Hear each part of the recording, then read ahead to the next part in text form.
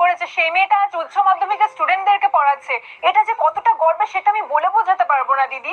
আমি নিজে ইতিহাসে ফেল করেও স্টুডেন্টদেরকে ইতিহাস পড়িয়ে ঐতিহাসিক রেকর্ড করেছি। এই তুমি নিজে ইতিহাসে ফেল করে আবার অন্যদেরকে ইতিহাস কি পড়াও? বলো তো পলাশির যুদ্ধ কিভাবে হয়েছিল?